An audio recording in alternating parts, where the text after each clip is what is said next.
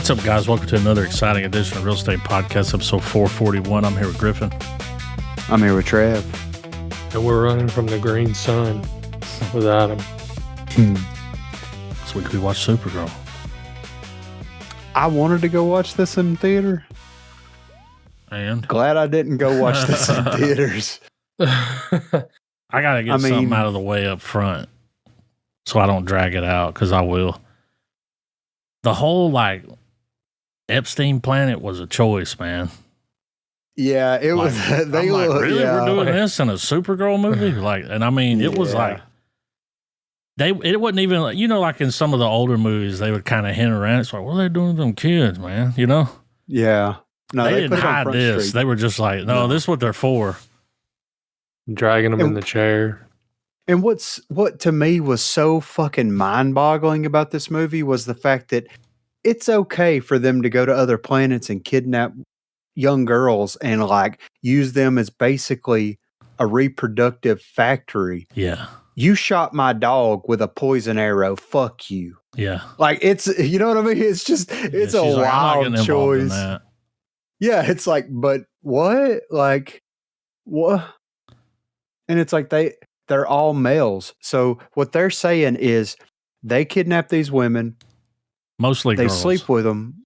Yeah, they sleep with them. Yeah. If they have a female offspring, I'm assuming they just murder them right then and there. Like it's just the what is happening? Choice. Yes, it was. I mean, we could have had the movie without that. Like the dog thing could have just been. You could have had these guys killed my dad that made the sword. They got we didn't have to add in the. The rapey bits. It was a little rapey. Yeah. I'm like, whoa, James Gunn.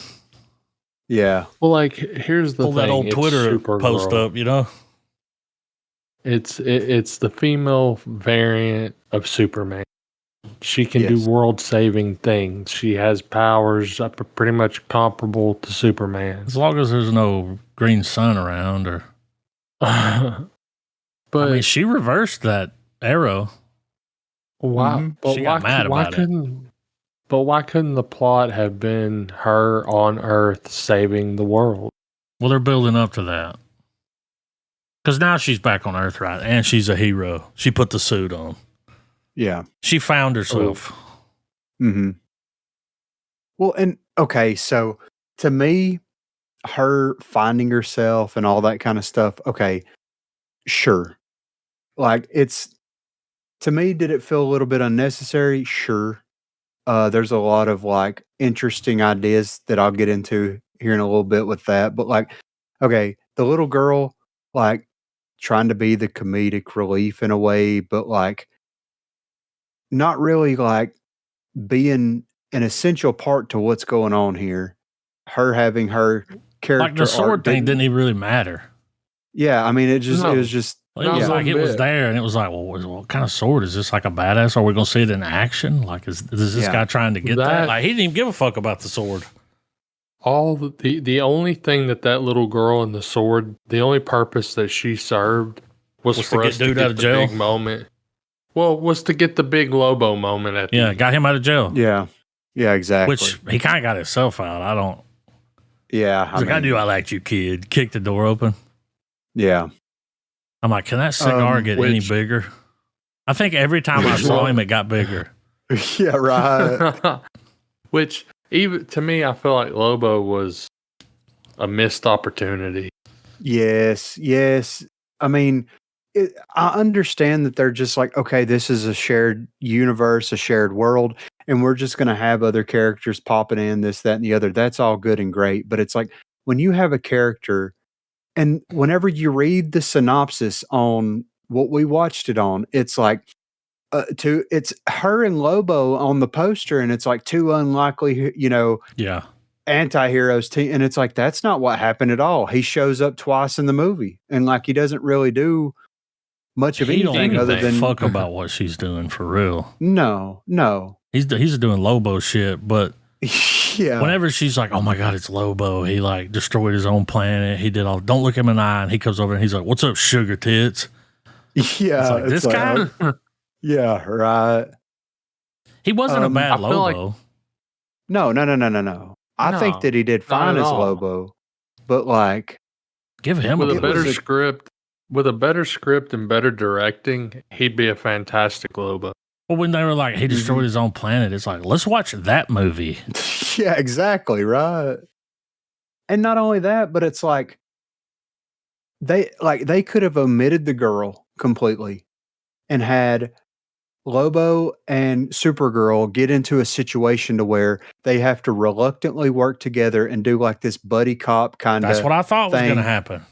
Exactly. And it's like she's over here like questioning her morals and ethics and all this kind of stuff, and Lobo be the absolute epitome of like not really evil, but like just not giving a fuck. You know what I mean? Yeah.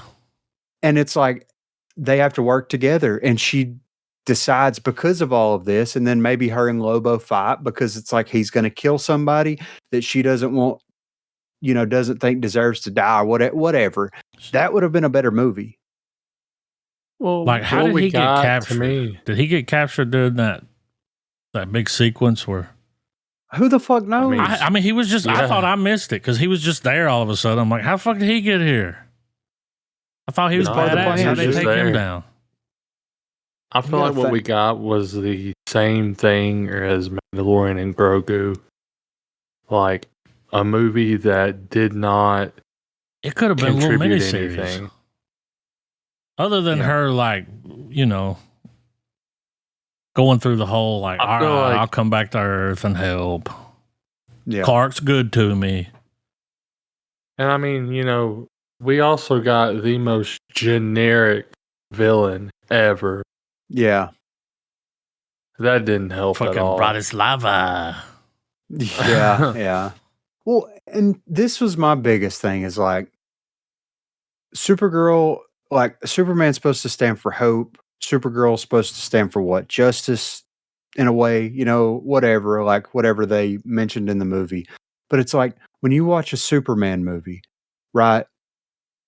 The big problem with Superman is the fact that like, how do you have Superman fight things on Earth that are going to be on the power level that he's on, but not cause too much damage and all this kind of stuff, right? And that's where. Well, with that, man, that's the fundamental thing about Superman is it's not the power scaling, it's the restraint that Superman has to show, right? But it's something that they often get. It's something they often miss the point with sometimes. But it's the fact that Superman's got to pull his punches. Yeah, it's like, but see, like save the day, don't fuck the city. Yes, exactly. But Supergirl in space, where you have all these different creatures, all these different races of different power levels and stuff, they could have went balls to the freaking wall, like legit when balls Supergirl out. was doing when Supergirl was doing Supergirl shit, it was kind of fucking cool. Badass. Like when the pirates were fucking shooting at her and she's like, fuck that laser gun, and rips it off. And then just, when she was fucking all those people up at the end, that was badass. Like, yes. Yeah, I agree. It was an interesting choice of a song, but oh yeah. They came in with the punk song and then I'm over here like, really? This could have been anything. Yeah. I think the scene would have been fine with just good old generic hero music. Yeah, I agree. But it would have been nice if they would have had that moment to where it's like, and I think like having Lobo be there and having them two have to work together and then them two eventually have to fight or whatever. And there's a reason why Lobo ends up coming to Earth, X, Y, and Z, and having a big showdown. You know what I mean? A huge, knock them down. Fucking ELO showdown.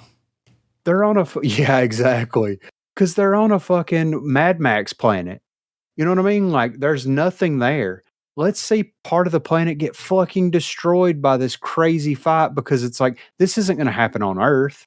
We're in space. Let's do space shit. No. And then, okay, Krypton is in the process of exploding. So Supergirl's dad makes a under the dome around part of the city that launches that part of the city into space, right? Yeah. Well, it just keeps it from crumbling like the rest of it, I guess. I don't know. Right. But you would think, right? You would think that it's like they show us in the movie, she gets infected with the kryptonite dart. She goes into the sun, the yellow sun. The sun cures the kryptonite that's infecting her bloodstream. Her family gets basically kryptonite cancer from eating the food. Couldn't they get a little sun? Couldn't they steer that bitch to the nearest fucking yellow star? You know what I mean? Like, yeah. I don't know if they were driving it. It looked like they put that shield on it and it just kept it from falling apart like the rest. I mean, it was just floating there. Yeah, but they could have put an engine on it. They're smart. Yeah, they could have built an engine to put on it at some point once it like stabilized or whatever. Like, I mean, if you send her to Earth, that shit. If you send her or a few of them to a star, they can get powers and come back and just push it over there. Like, yes, and that'd be really quick. Not only that, but we also saw that like in Superman. What's his name? I can't remember what his name is, but he creates the components of a sun to heal Superman. So by that logic, as long as they have the components to make a sun somewhere, it will cure whatever kryptonite ailment is going on within the Kryptonian bloodline. Yes, exactly. They can make an engine to push that bitch. Sun. Yes. Yeah. Right. And then she's grieving because she doesn't know if she knows her mom died. She doesn't know if her dad's going to die, whatever. But like her family is essentially dying from what would be equated to as cancer on Earth, right? I mean, they got it. She knew what was happening. She knew that, all this bad stuff was happening. They sent her, bam, they sent her to Earth. She's going to survive and everything. How is that more devastating than a bunch of space pirates showing up and killing your entire family on sight? Like, I understand that, like, loss is loss at the end of the day. But from a cinematic perspective, the sudden loss of your entire family versus the loss of your family over the course of your life, up to that point almost, that's a little bit different. You've had time to cope with it and come to terms with what's happening here. And then, like, you could probably do something to, like, stop it from happening, but you're going to whatever nearest red star planet you can go to and getting drunk off your ass. Like, I didn't feel anything for Supergirl in that moment. You know what I mean? Mm-hmm. No. Like, she's not doing anything to try to stop that from happening because the bubble was still intact. The people were still there. But she's not doing anything to try to stop it. That is weird to me. Like, that's weird. Well, and something to add to the quote finding herself aspect. She found herself, but then she turns right around and stabs the fucking bad guy instead of like. Well, she's gonna do the things Superman won't do. You know what I mean? Yeah. She's the dark one. She's got dark passenger. Yeah. Cue the music.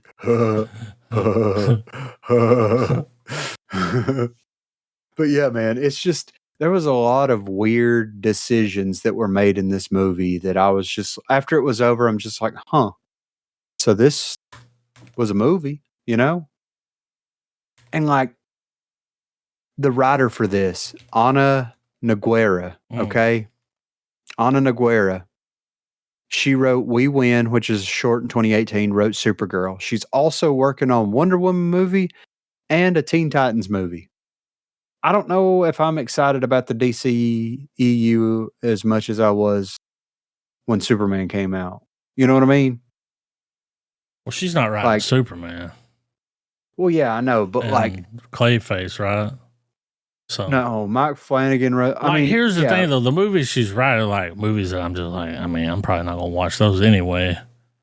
Well, Teen Titans could be good. Wonder Woman could be good, but like. Be. Well, my thing is that. But is it ever? Here's my thing too. It had a strong start because Superman was Superman. Mm-hmm. But like Creature Commandos was great. Arguably the best thing that's come out. And it was ironically animated. Yeah. They could have done this animated and it would have been fine. But I just get some intel. Okay. It's just a lot of questionable actions in this movie as far as the writing of it. So it'd been 5 years since she left Krypton. Right. She's 23. Listening to her Walkman. Yeah. So she was 18 when she left, right? Playing with a dog. She's like, "You're going to give me pink eye." And I was like, ugh. Yeah, what? Yeah, I mean. So is it gone completely? Who knows? My thing is like, that's, I'm pretty sure that it's called this, I think. But like, the lost city of Pandora is like a part of Krypton that was shrunk down and put inside of a bottle. Okay. And like, they could have easily have like turned this into that, where it's like, okay, we're going to shrink the entire city down. You know what I mean? Mm-hmm. And Supergirl's going to put us in her back pocket. So talk about shooting yourself in the foot. So I'm not going to go through all these, but I'm going to read 2 key differences between what we got and Supergirl Woman of Tomorrow, which is the comic it's based on. Mm-hmm. And under this, it's character and tone, and it's Kara's personality. The comic portrays Kara as an experienced, optimistic hero who has long accepted her role to save Ruthie's soul. The film depicts her, Ruthie is the one that's trying to avenge her father and family. The film depicts her as cynical, self-destructive, and inexperienced, using alcohol and isolation to cope with trauma. And in the perspective, the comic is narrated by an elderly Ruthie 300 years later, framing the story as a mythic retelling. The film removes the time jump and narrator, presenting the events from Kara's immediate perspective. That immediately sounds like if that was what the film was done, that was immediately like a better film. Yeah. I mean, it goes on with like more plot differences, supporting elements and stuff. Omission. The film excludes Comet the Super Horse and alters Krem's backstory from a corrupt King's agent to a space pirate, while adding Superman as a supporting character absent from the comic. Superman wasn't even in Woman of Tomorrow. Yeah. Yeah, it was questionable, and I've never read the story. I am interested in reading it. I like Supergirl as a character. Yeah, the girl did a great job. But it's like, you know, I don't know. This was what I was hoping that Captain Marvel was going to be, and it's like we've just got 2 lackluster female-led films. Well, like Supergirl. Supergirl's never kind of been my bag though. Like I didn't watch the TV show. I didn't, Yeah. I'm Superman all the way. Did y'all watch the Supergirl TV show? No. Not really. No, because the only one that I watched any of was Flash, and I didn't even watch all of it. It's a lot. Flash was good. Flash and Green Arrow were both really good TV. CW was hitting. Yeah. The sequences where they did crossover with all the different shows. Yeah. When Supergirl was present, the actress playing her did a great job. Yeah. Those plots, those little subplots that would come along from time to time, they were great.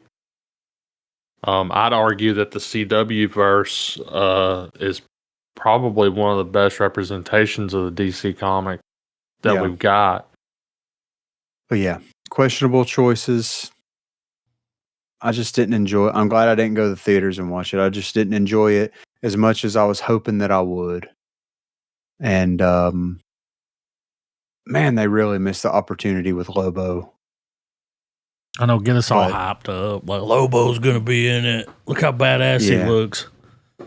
Well, and they kept saying that, like, the future of the character of Lobo is going to hinge on the success of Supergirl. And it's like, why? Why are we doing this? Like, if you make a Lobo series, if you make a Lobo movie, whatever, and you lean into the hard R nature of Lobo, I think it would do very well.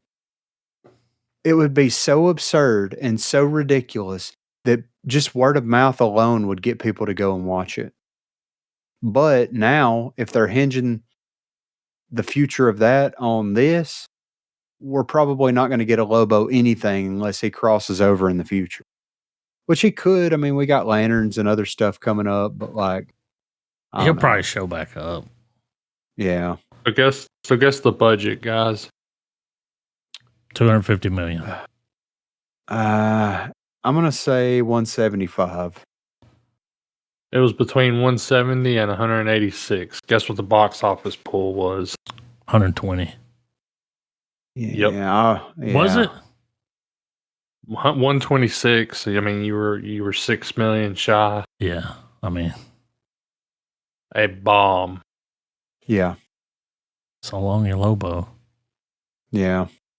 Yeah, but like, what else was in the theater? Like, it's not really. I mean, like, we're fans of movies like this, and even we were like, yeah, I'm not going to the theater to watch that. Like, well, and then especially when you've got Spider-Man about to come out, you've got Doomsday coming later, you've got the Odyssey that's about to drop. You know what I mean? Like, are you going to spend $30 to go to the movies to watch Supergirl, or wait until the Odyssey, Spider-Man, something else, Evil Dead, whatever? You know. Well, to be fair, and to give a little bit of grace to Supergirl, it didn't stand a chance because its competition in the box office was Toy Story 5, Jackass Best in Last, Obsession, Disclosure Day. Yeah. So I mean, it was gonna get its shit stomped anyway. Yeah. You're talking about like the family franchise. Yeah.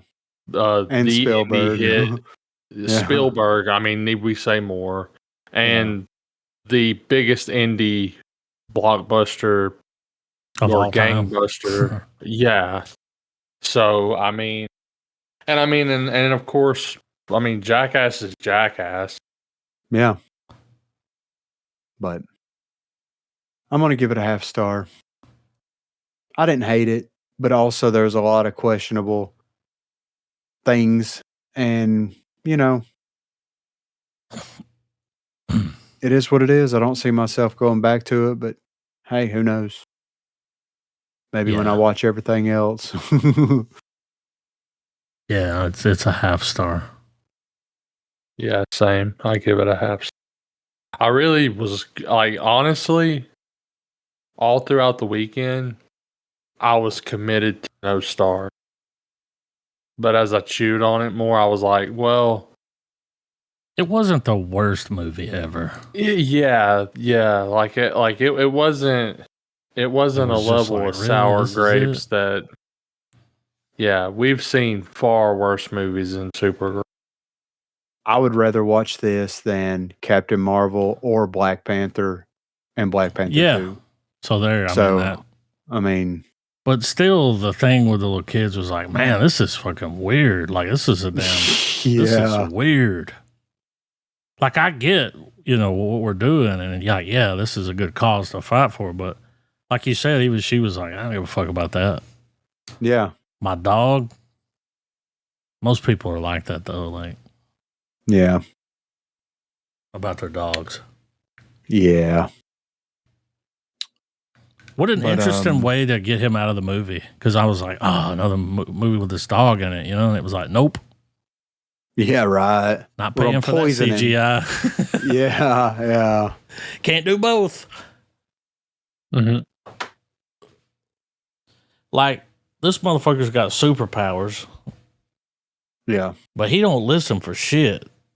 No. Well, she's like, don't do that. And I'm like, why didn't you hit the motherfucker with the laser eyes? Oh, she didn't have her powers on that planet, right? Yeah, that was the drunk planet. Yeah. The Red Star. I mean, I'd try to find a way to bring a little sun in a bottle. Yeah. Just in case. You go like break it, sniff it like a popper. Which my thing too is like, they always explain that like there's a conflict of information here. It's like, because did Krypton not have a red sun? They didn't have powers on Krypton. Right. Yeah. And I was pretty sure they had a red sun. Earth has a yellow sun, green sun bad.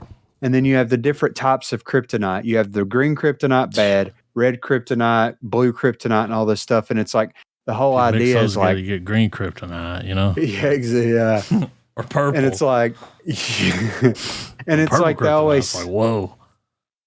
They say that like the kryptonite from the different colors of kryptonite comes from planets that have that particular type of sun.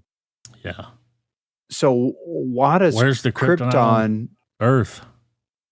Yeah, and why does kryptonite on Krypton, why is it green if they have a red sun? Well, like, how did they live there all those years with it there? Well, they said it was unearthed. The thing because of the core, right? Yes, yeah, but it's always been there. It'd be in the water. It'd be like, I mean, exactly, right? I mean, do they not go digging? You know, archaeologists stumble across some minerals. Yeah, exactly. Like, what's happening? Like, what y'all making that out of? You know, they never explained how the bad guy knew about the kryptonite. No, they never explained that. He was just like, he just knew she was a Kryptonian to go to that planet. Yeah. Because it had the, made the star. He's like, I wasn't sure if it would work, but.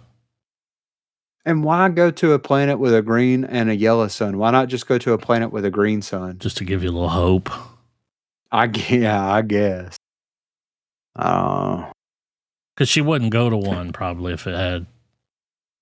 I mean, she was like dying though, right? Like, I was like, is she going to die? Yeah, but they didn't even need, like, they left. They fucked off during that whole situation. And it's like, they didn't need Supergirl for anything. Supergirl needed them. They didn't need the girl. The girl needed them. Like, they didn't need anything that our heroes had. Sloppy plot right there. Yeah, so why go to a planet where they can get to them, even if it's a 50-50 shot? You know what I mean? Like, yeah.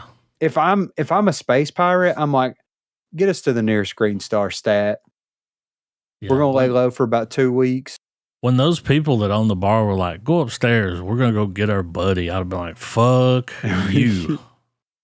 Yeah, I knew that. I was like, go upstairs. No, I'll sit right here.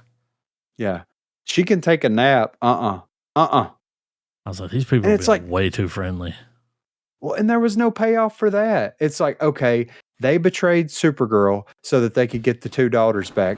Well, one of the daughters got killed, right? And then the rest of the family got killed. There's no payoff to that. Nothing. I'm like, okay. And then we see her throw up. Yeah. She's like, thank you. I needed that. Yeah. She's like, I need milk. Projectile vomit.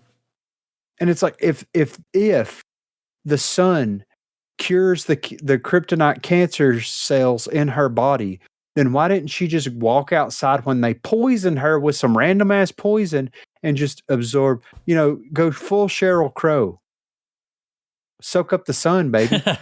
You see what I'm saying? 45 on, dude, that would have been a better song at the end than the fucking Jimmy Eat World cover, But anyway. Man. Yeah. That's her song. It is. But yeah. I mean, it's fine. Whatever. I'm glad I didn't go to the movies and watch it. So, but we got a little bit of movie news. Oh, Trav went and watched the Odyssey. He was telling me about it. He gives it 4 stars. And what you call it? 70 millimeter. Yeah. To the max. Yeah. Dude, That screen in a full theater, right? You said it's sold out. I mean, it's been a while since you've been in a full theater. Last time I was in a full theater, it was like Thor. Yeah, Avengers. So there's something that I noticed about an IMAX, a packed theater, and a standard theater packed out. People in IMAX theaters shut the fuck up. Like, you can hear a pin drop. Well, like, and also, dude, the price. Like, it was about a $25 ticket. So people were getting their money's worth. There were no kids. I mean, I guess because it was rated R, but like, just overall, the courtesy level was there. Like, it wasn't like I was. When you're in that room, you're like, these are my people. Yeah. You know, it's like that Oppenheimer 100%. Movie, you know, which was another Nolan film. Like that scene where it like goes quiet when they blow the bomb up. There's a video online where like there's nothing going on, like nobody's talking. It's just quiet as fuck. Then a dude farts. Like, you know, it's so quiet you can hear it.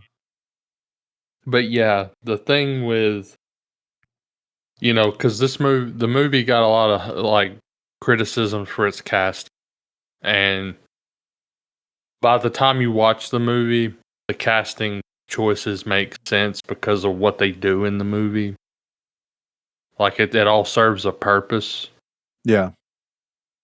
Other than like just performance wise, obviously, and so I know it sounds stupid the way I'm explaining, but like I think I was telling Adam, like there's narrative beats that rely on these certain choices. Right. And just all of that good stuff. But yeah, overall, great movie. I can't wait for you guys to watch it. I don't think you guys are going to be let down by it at all. I certainly wasn't. And I went in I tried my best to put my bias to the side of being a Nolan fan. I mean, they ain't never let us down. You know, all that. Like, I wouldn't imagine he would start now. Even, and here's the thing, you know how Nolan somehow puts a small twist in there? Mm-hmm. He still managed to do that with the Odyssey as well. And I appreciated it even more for it. Hell yeah. But that's one thing I appreciate about you, Nolan. But yeah, man, it was a good time.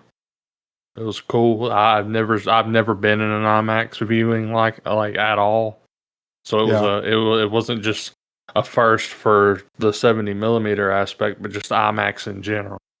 Right. And it was awesome. Like I will be a returning customer for that type of format and everything. And even the digital conversion instead of like the full, because I assume there's going to end up being more of these 70 millimeter, full film shot with it now. Like I feel like he's proven that can be done. But I mean, the instead of the trailer reel, what you get is 4 minutes of Dune 3, and that threw my hype factor through the roof. Like I'm gonna go to the theater and watch that. Like Villeneuve has a sense of scope that is fucking awesome. And even if I have to just sit through even if I don't go to IMAX, like I'm going to go watch that movie in theaters. Like it's going to need to be a big screen, experience for sure. Yeah. Hell yeah. You seen anything good, Adam? No. I mean, I've watched some stuff, but it'll probably be stuff we'll end up watching. So, right. I finished Interview the Vampire. That's done, and I'm about halfway through Carrie, getting ready for the series. So, yeah, that's where we're at. That's what I've been doing, is just reading stuff. But second half of Interview the Vampire, way better than the first half. And Carrie, I mean, I've read half of it in like a day, 2 days, so I'm in it. I've never read it before, so it's fun to see how much King has changed. You know what I mean? Mm-hmm. There's some choice words in the, choice things and choice words in his earlier novels. So was Carrie during his Cocaine King days? Well, that was the first thing he had published, right? So you can tell, that it's early, but like, he I guess he blames it on the times for some of the things and the choices that he makes in that movie or in that book. But it's interesting to see when you look at Stephen King as a person now versus the Stephen King as the person back in the 70s that I imagine that he was. Yeah, night and day. You know what I mean? Mm-hmm. So yeah.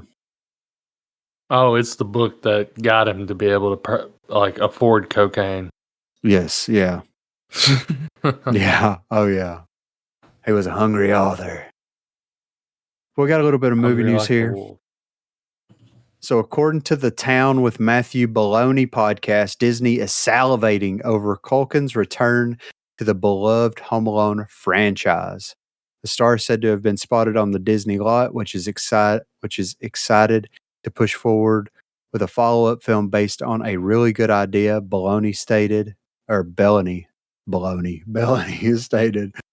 I got a tip the other day that there was a very interesting sighting on the Disney lot. Macaulay Culkin was there, and he's talked about an idea for a new Home Alone, and Disney is salivating. They have a good idea. I've talked to people who've heard it, and it's a really good idea for a Home Alone reboot with Macaulay Culkin. Culkin's return is already enough to generate buzz for the potential project, but another sequel will have fans wondering what drew the actor back to the franchise. While touring his show, A Nostalgic Night with Macaulay Culkin in 2025, the actor mentioned a unique pitch that sounded like a dream come true for audiences who grew up with the movie. Culkin noted that the idea would have to be just right if he were to consider returning for another Home Alone.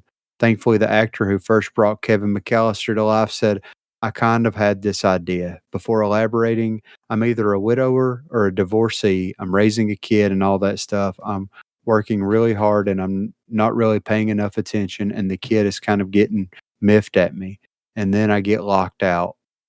Kevin's son won't let me in, and he's the one setting traps for me. Nah, you gotta have Merv and Harry, dude. Yeah, right. Come on, they'll do it. He's working with them to get in the house. Imagine they get out of prison. Yeah. The first thing we're gonna do is fucking get that little kid. Like, yeah, it's like he's a grown man now. I mean, okay, it's cool that you're doing this, but do the adult? He's grown up now. Yeah. Like he's high. He thinks people are trying to get to him. Like give it that kind of treatment. Give it a little Judd Apatow. Yeah. Kevin Smith write it. Yeah, exactly right. But yeah, I'll watch another Home Alone movie. Why not? For sure. I mean, first two were classics, so let's do it. That's where we stop at Home Alone, though. The first two. Yeah, we don't talk about the rest of them. It's like when they try to do those Ace Ventura movies with the little kid. God. It's like, yeah, exactly. Yeah. So this is interesting. Netflix is sued for $105 million over stolen, unreleased Nick Cage historical thriller. Netflix has been sued for a lot of things over the years. Subscribers, screenwriters, reality show participants, and the real-life inspirations behind its dramas have all taken the streamer to court. The Baby Reindeer defamation case showed how expensive those portrayal disputes can get. Now it is facing another lawsuit, this time over the alleged theft of an unreleased film from its LA office. According to The Hollywood Reporter, writer-producer Simon Afram and his company Op Fortitude filed a suit in California federal court on Wednesday, accusing Netflix of undermining the sale prospects of Fortitude, a World War II spy thriller starring Nick Cage. The complaint centered on a drive containing an unencrypted master copy of the film that was allegedly stolen after being delivered to Netflix for screening. Afram is seeking at least $105 million. Netflix disputes that it should bear legal responsibility for that loss. Netflix disputes any claim that it bears the risk of loss for a film delivered without the proper industry standard safeguards, the streamer says. They also note, while we don't own the rights to Fortitude, we take content security seriously and have taken extra measures to support the filmmaker and his team. This includes conducting a thorough investigation and offering to monitor known piracy sites for any unauthorized distribution or sale. A drive containing the film was brought directly to Netflix Hollywood office in mid-June. Crucially, the copy wasn't encrypted, and the producers say Netflix knew that going in, with instructions to wipe the files once the viewing was done. Instead, a week and a half later, word came back that the drive had been stolen along with several others. This is a first for us, wrote Sean Burney, Netflix head of film acquisitions, in a June email. He continued, unfortunately, someone stole a good amount of drives in our office desks this past week. We've been working through this with our security teams to no luck. Our piracy teams are on high alert with the breach and will monitor. Why do you just have hard drives sitting around? So I saw this. I did watch something. I watched The Surfer with Nick Cage in it. Whoa, you know? Yeah. I was exhausted when that movie went off. It's just one thing after another. But, and then because I saw this article when I was looking stuff up about The Surfer. So that company sent that drive to Netflix for them to watch it. Yeah. And it said on there, delete the files after you watch it. They sent the hard drive unencrypted. Yeah. That's not on Netflix. Yeah, exactly. You sent the drive unencrypted. Why didn't you encrypt it? Also, This is a movie that hasn't come out yet, and it ain't out there. So whoever's got it's just sitting around watching it in their fucking house. Probably don't even know they have it. Yeah. They probably wiped the drives and put shit on it. Like, sold them on Facebook Marketplace, you know? Yeah. Good thing the it's movie's not the not master. out there. Yeah. Could you imagine if this was like the master copy of it? Well, it's supposed to be like a camera package. Like it's like the digital cinema package of it. Like it is. It's finished. Right, but no. What I'm saying is like the original copy. This is the only copy of the movie, like and if it gets you do stolen. that's on you. Yeah, exactly. That's the only one we had. It's like, why would you do that? Yeah, you spent millions of dollars. Like you didn't have a backup for the backup. I don't think they're going to get money out of that because it's like you sent the drive unencrypted. Yeah, it's not their fault somebody stole it. Now it might fall on the person that stole it. Yeah. Or did they like watch it and be like, "Fuck this," and just threw it away? And they're like, "We can't find it." Yeah. But the thing too is like, what I feel will end up happening is Netflix will just put it on Netflix and use whatever revenue that they, you know what I mean? Like that's how they'll come to an agreement on this it. Might be a negotiation thing. They're like, I mean, if you put it on Netflix, we'll drop the suit. Yeah. Yeah. It's a hell of a negotiation tactic. Like, yeah, all right. It's probably one of the guys from Op Fortitude that snuck in there and stole it. And they're like, you're supposed to whop it. Nick Cage in. Yeah, he's like, I'm looking for the Declaration of Independence. Yeah. It's probably on this hard drive. Yeah. Give me back my movie. Yeah. Jesus Christ. That's funny. Well, I saw that. The article that I saw was like, Nick Cage sues Netflix. I'm like, what? Like, yeah, it's like, over what? It was like, the movie, like it hurt the box office numbers or whatever. And it's like, it's not even out. Yeah. How do you know it hurt the numbers? Yeah, exactly. Also, let's be real. Nick Cage hasn't had decent box office numbers since fucking, what was that? National Treasure? Yeah, that's got to be the last time, right? Yeah, I mean, on that level, yeah, I'd probably say so. So, like, nobody's hurting his box office numbers. No. People that watch pirated movies are not going to the theater anyway. Exactly. That's why they're watching the pirated movie. Yeah. So. But they always like to blame that. Yeah. It's because It's it got just funny, online. though. It's like, yeah, somebody watched it on fucking Twitter. Yeah. Which that happens. They'll just put a full movie on there. Spider-Man was on there last week. I mean, there you go. Almost 6 million people watched it before they took it down. That's insane. Yeah, It Disney still didn't hurt the box office. No, hell no. But it proved that doesn't matter. People will go to the theater. You got your theater crowd, and you got your crowd that's like fucking watching it on a laptop. They don't give a fuck. Yeah. I'm watching it with comments enabled. Yeah. I feel like if I'm going to watch the Odyssey, I need to do it inside a Trojan Horse theater. It's like the Trojan Horse. There's a screen at the end. Oh my God. In the ass of it? Yeah. The way Nolan intended. Yeah, exactly. So long-awaited epic fantasy adaptation finally crosses major milestone. Video game adaptations have gone from industry punchline to reliable business in the space of about 5 years, though the riskiest of them are still the ones built out of worlds fans have already spent hundreds of hours living inside. One such project has been shooting in near total secrecy since the spring on a budget its studio has never come close to before, under a director who reportedly finished the source material 7 times over before he ever went near a pitch meeting. That stretch is now over. Elden Ring, Alex Garland's live-action take on From Software's 2022 dark fantasy, has wrapped after roughly 6 months of production.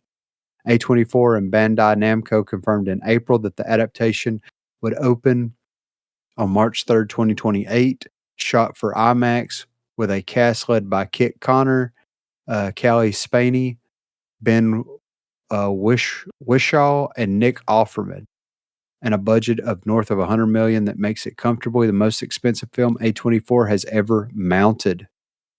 Word of the wrap came from the crew rather than the studio. Prop maker Sean Schofield posted a photo on Instagram of a wrap gift and a thank you note signed by Garland and producers. I ain't going into that. Calling the job the dream job to end all dream job. The post has since come down, and Schofield's account has been set to private, which is maybe what you would expect from a production that has kept this tight a grip on its own material. A24 has not commented publicly. So yeah, it's done. March 2020, whatever, 2028. I mean, that's a long time from now. They still got time to cancel it. Oh yeah. They're like, they're going to write it so far. Yeah. That we got time. I guess maybe they were going off of the success of other things. Yeah. Yeah. So this is going to be, I mean, Alex Garland, great. I know George R.R. Martin worked on this. He built the backstory the game rests on, is also producing. So, yeah, we'll see how it shakes out. But it's crazy that they're making an Elden Ring movie and Alex Garland is attached. You know what I mean? It's like, what? So, Marshall Ali finally addresses whether he's still Blade after canceled MCU movie. Speaking with GQ about his upcoming movie, Your Mother, Your Mother, Your Mother, from former Blade director Bassam Tariq, Ali was asked if the MCU solo project is still happening at Marvel. Not with me, replied the 2-time Oscar winner. The best way I can answer this question is, when I look at what is for me, is it was either this or that, and I'll take this. No offense to them. I've been doing this professionally for pushing 30 years now. And one thing I've learned is that what is for you, and what is not is not. For whatever reason, that project is not for me. If they wanted to do it, we would have done it. So I have to move on, and I have moved on, so I'm good. Ali further elaborated, saying he has moved on from Blade. He says any further questions should be directed at Marvel Studios. Boy, he shut that shit down, didn't he? Yeah, right. Quit asking me about that shit.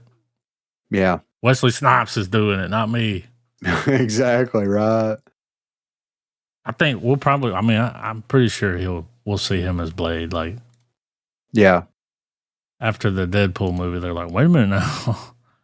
He says this right here. He said, this is at the end of his quote. He said, I feel ready. but I feel ready to move on from the Blade questions. Those questions are for them. They didn't want to do it, so they should answer that question. He's so fucking sick of hearing about it, dude. Yeah, he's I like, was ready to play this. Blade, but they said we got Blade at home. Did y'all watch Green Book? Shit. So he's out, man. I think this is, we'll see. But he would have been a good Blade. Yeah. But sometimes it'd be like that, you know? So speaking of Marvel, they officially cast first actor for the new X-Men film.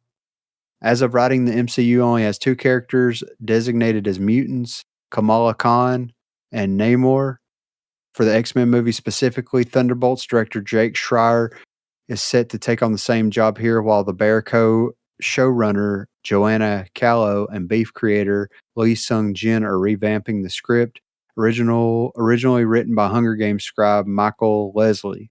The casting for the new X-Men has been a major point of discussion amongst fans for months now, from theories about Sadie Sink playing Jean Grey in Spider-Man Brand New Day, to fans casting ideas like Glenn Powell as Cyclops and Daniel Radcliffe as Wolverine. Now fans have at least one confirmed casting for this movie to celebrate. Deadline reported that Marvel Studios has cast Samara Weaving in the role of Emma Frost in the MCU's first X-Men movie. Director Jake Schreier and Marvel Studios president Kevin Feige reportedly met with a number of candidates in the last few weeks and landed on Frost to take on the role earlier this week. Weaving is now the first actor to officially be cast in X-Men, which is still in the early stages of development and does not have a release time frame. So, Samara Weaving, let's see. She was Ready or Not? Yeah, that movie, Ready or Not 1 and 2. Over Your Dead Body.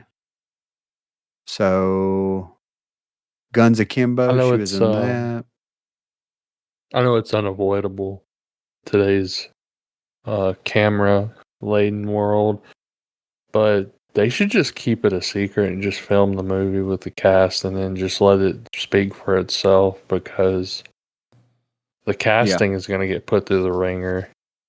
Oh, for sure, yeah. I mean, you can't cast Glenn Powell in anything Marvel. Like, he's too big right now. You know what I mean? Like, he's on fire. He won't, you know. And do I think he would do it? Do I think he would do it and take a loss? For the long haul, though? Yeah. Well, I mean, he's what, 45? For a little bit of that back end. He's like, I do like back end. Yeah, right. But I agree with you though. Just we should see the casting and they should release it as teaser trailers, kind of like what they did for Doomsday, where you have like the Thor one, you have the Professor X one, and all that kind of stuff. Just do it's like, okay, here's Cyclops, here's Wolverine, here's Well, my question too is, how far are they going? Like, how much of the X are they going to adapt in this first film? I mean, we're probably going into that, right? Like, it's going to be X-Men. Yeah, I think the MCU is going to do a full pivot, full tilt on mutants for a while. The real question is, do they recast Wolverine? Yeah. Because Hugh Jackman still looks like, 50. Yeah. I think that dude will be playing Wolverine when he's 80. Yeah. He's going to be like, give me the claws. I'll put the claws on. Yeah. But I agree. They should just, cast it, film it, leave it. They had to have something for Comic-Con. And these actors going to play the X clearly are going to be playing the X-Men for a long time. Oh, yeah. I'd say 15, 20 years. Yeah. So, I mean, it needs to be young up-and-comers. Yep. She's young. Yeah. She did a good job in that Ready or Not movie. It was a good movie. Yeah. She killed the whole damn family.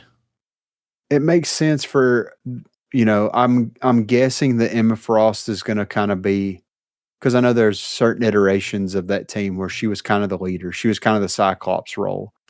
So I'm guessing that that's probably the direction they're heading in.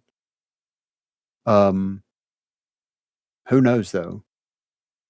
So she could be like, one of the older teachers at the school leading the missions, and we see. It wouldn't surprise me if they did the New Mutants instead of doing just straight X-Men. They do the New Mutants where you have the X-Men in there with it and have that kind of be the jumping off point. But who knows? I mean, you don't want to just have Wolverine in every single movie. As much as if you have the right person cast, people would love it, but you just can't. You know what I mean? Mm-hmm. It's just too much money, man. So, but Sony and Marvel addressed Spider-Man 5 after record-breaking brand new day. When asked whether there would be a Spider-Man 5, Sony CEO Tom Rothman told Variety a clear-cut yes.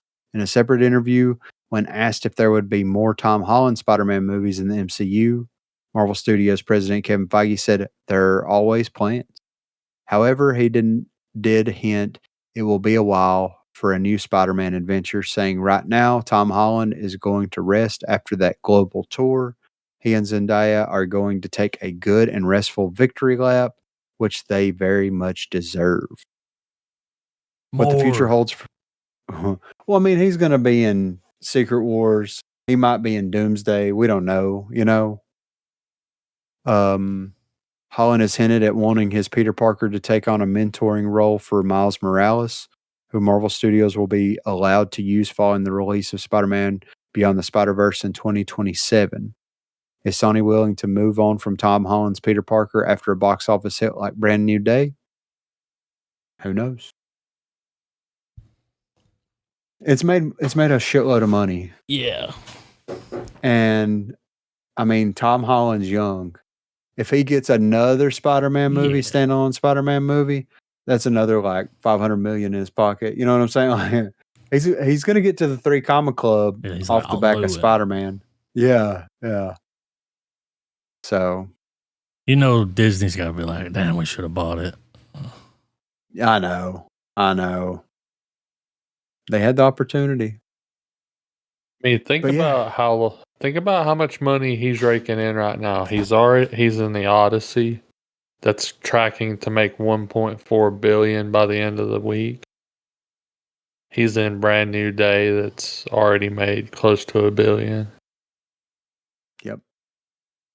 I mean, he's doing work, man. So that's all the movie news that I saw. Not a whole lot happening, really. Just, same old, same old. I got some honorable mentions. I watched Stuart Fails to Save the Universe. Got 2 episodes out. Oh, yeah. It's pretty funny. The first episode of that, you watched the trailer for it. Damn, I can't remember the name of it now. It was terrible. Finished Cape Fear. Ooh. Glad that's over. Okay. It's not Cape Fear, man. I mean, there's all this shit that's like, what are we doing? Yeah. It's not the same story. Silo season 3 started back. Still not answering any goddamn questions. Of course. Westies is holding up though. It's got J.K. Simmons, right? Yeah. Takes place I mean, he's 70s. a boss. Yeah. They're going up, the Irish are going up against the mob. John Gotti. Oh, okay. Yeah. People are getting capped. Oh, that show's called Lucy. We watched the trailer for that. Yeah. Mm-mm. No good. I've watched 1 episode. I'm like, I'm good on that. Yeah. All right. We've only got a few trailers. All right. Since we talked about this, your mother, yeah. I figured we'd watch it. See what he's promoting instead of Blade. Yeah.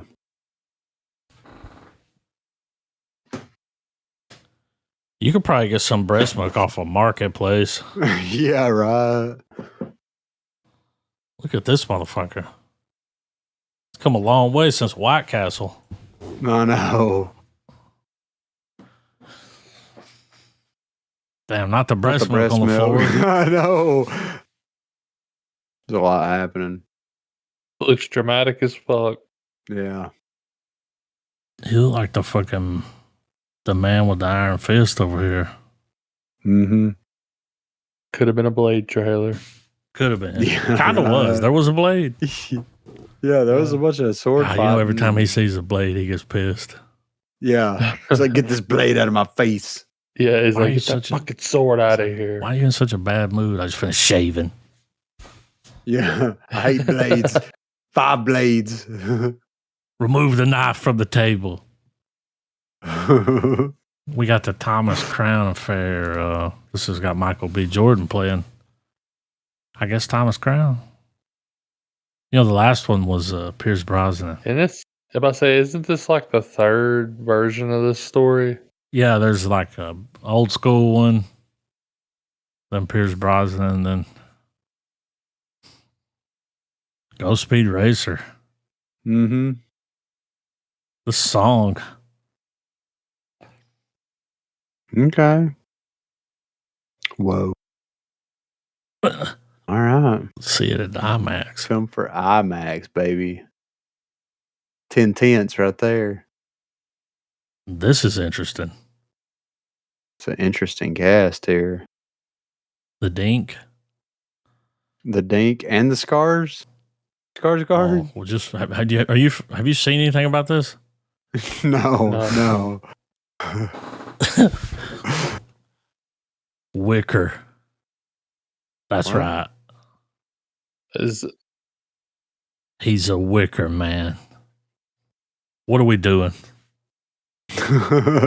what the fuck? It's like bicentennial. He's got man, wicker but in dick. the Middle Ages. Mhm. We have 50 Shades of Grey all over again.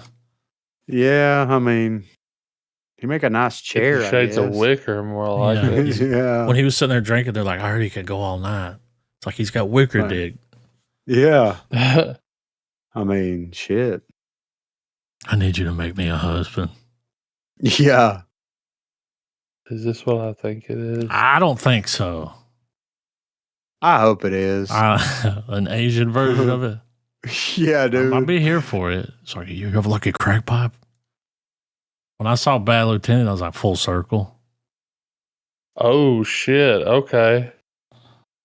I guess it is. I mean, we have to watch it, right? We've watched all the other ones. Yeah, I mean, Could possibly be a banger. yeah. The trailer Lot, looks good. dude. Yeah. Look who's back. I guess just enough time for Christmas. Yeah, dude. Is this coming out? I just want to say, what a weird directing choice, and what a weird premise for a Bad Lieutenant. Yeah. I right. mean, you say that, but that sequel was weird. Yeah. A lucky crack pipe? You don't have a lucky crack pipe? I keep mine on my shirt collar. It's like, what are we doing here? It's crack. We got Violent Night 2. They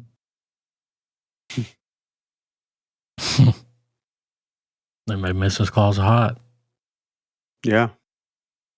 I don't know. It just kind of felt like it, lost the charm of the. Yeah. I mean, I'll watch it, of course, but it ain't hitting like the first one. No, I mean, in the first one, he was just doing some Santa shit and just wound up in that situation, right? Yeah. I mean, I don't know. Now he's an Avenger. Yeah, exactly, right. He's got Mjolnir. Are y'all ready for the X-Files? This is the lost movie, right, or whatever? I think it's new. I mean, it's good. It's going on Hulu. Yeah. Mulder and Scully are back. I'm down. Yeah, right here. August 4th. Oh, original version. All new director's cut. Okay. So it's not. We still watch it and see what's going on here. But the show is coming. She got probed. Have y'all watched all of the X-Files? Yeah. I haven't watched the newest stuff. Because didn't they redo it or continue it? I think they did, and then now they're like about to redo it again, right? I don't know. So you've seen this movie, Trav? A long time ago. So where they got the idea for the third season of True Detective, or the fourth season? Was it 4? Yeah.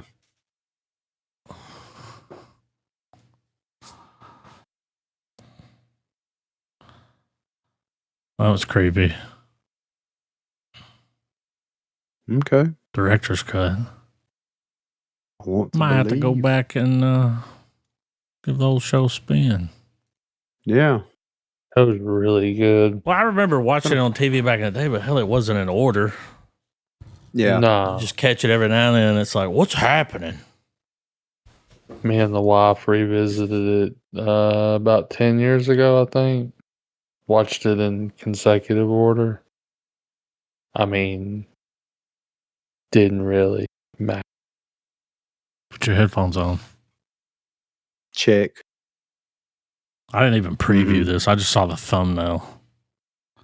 It's a lot of fucking people. Yeah. Oh, shit. Is that a flying elephant? Oh, my God. He punched it. That's fucked up, man. Uh-huh. A little bitty horse. You got to give these movies credit. Some of these shots are cool as fuck. I mean, I have no cultural understanding of what the fuck they mean, but like...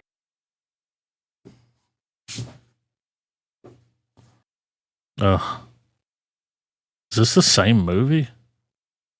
I don't know. It's always the same movie. Where's the elephant at? Oh, did she die? Is this like their version of Meet Joe Black? Like, is this dude like the harbinger of death? No, it looks like they heard the Odyssey was coming out and they were like, watch this shit. We're going to make an elephant fly. With fucking unicorn elephant. Everything's going to look like a lotus. We heard Odysseus likes to eat lotuses. The main character here must have one hell of a skincare routine, is all I'm saying. Look at him. Yeah. Right. You ain't getting this shit at Sally's. Yes. Come on, outside. Rufio. Vengeance and protection. Come on now. Uncle Sam showed up. Did that say Hans Zimmer? Yeah. Dude, Hans Zimmer. Look at that thing. In charge here. I mean, it looks epic. It's too epic, dude. Watch that, the Sphere. It's in IMAX. That's crazy. Yeah. Too much to handle, dude.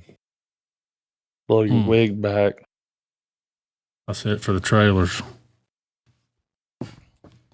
Evil Dead? Yeah, dude. Yes. I was going to recommend The Furious, but nah, I'm down for Evil Dead. That's still on there. We got to get that in. We got to get Disclosure Day, Masters of the Universe. But Evil Dead is out. I mean, I'm down for that. Let's do that and then The Furious, because I'm excited to watch The Furious. I'm down to clown. Checks in the mail. Flag is raised.